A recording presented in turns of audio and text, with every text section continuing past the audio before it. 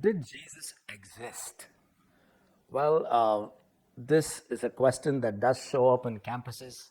Young people want to articulate this question.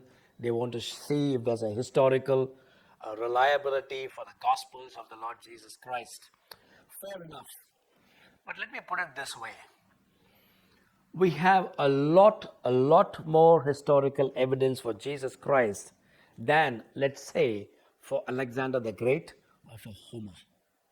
Simply, their record does not come anywhere close to the kind of record that we have for Jesus Christ. The Bible itself could be argued as a historically reliable book, especially the New Testament Gospels, which talk about the birth of Jesus, his teachings, his death, and his resurrection. Scholars have done that. Gary Habermas is a name that comes to mind. He's one who specialized on the resurrection of Jesus Christ. When he proposed that as a PhD thesis in a state university, his supervisor told him, "Well, you could go down that road, but please don't come and tell me the Bible said it, so it's true.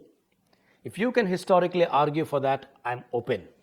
Well, that was Habermas's PhD dissertation. And since then, for the last 25, 30 years, I've been to many campuses debating the resurrection of Jesus Christ using a secular historical methodology. And he says he's not really heard any severe challenge to that view, except that people tell him they'll come back to him, which they usually don't. So there is a lot of historical reliability for the person of Jesus Christ. In fact, it's on his name that you even have the calendar separated, although today we use this word common era. Now, there's another man you may want to pursue or reading more about called John Dickson, a professor in Australia.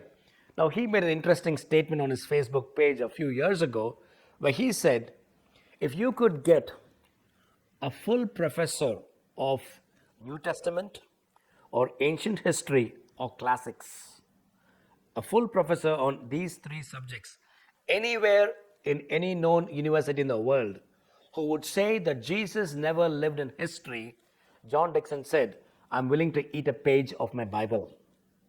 And as far as I know, he's not eaten a page of his Bible. Historical consensus is there on the existence of Jesus Christ.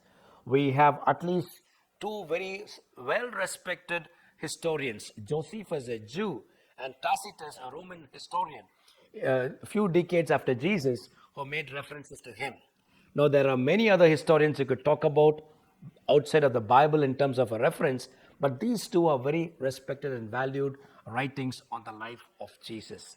So if someone says Jesus does not exist, the question would be, well, on what basis do you say that? You are going against the historical consensus of the day.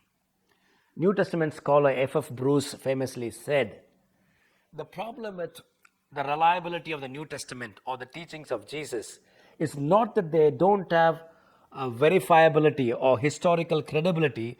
The issue is they make huge moral claims on people. And no one contests whether Alexander the Great exists or not, but everybody wants to investigate the claims of Jesus Christ because there seems to be a moral issue that challenges people in their own way to settle this question about does God exist, did Jesus live on this earth, so on and so forth. The Bible is open to investigation. It has always been. God doesn't want anyone to blindly believe. To use the words of John Dickson, well, you may not be able to use history to prove the existence of Jesus Christ. On the other hand, when you come to the God of the Bible, you don't have to switch off your brain.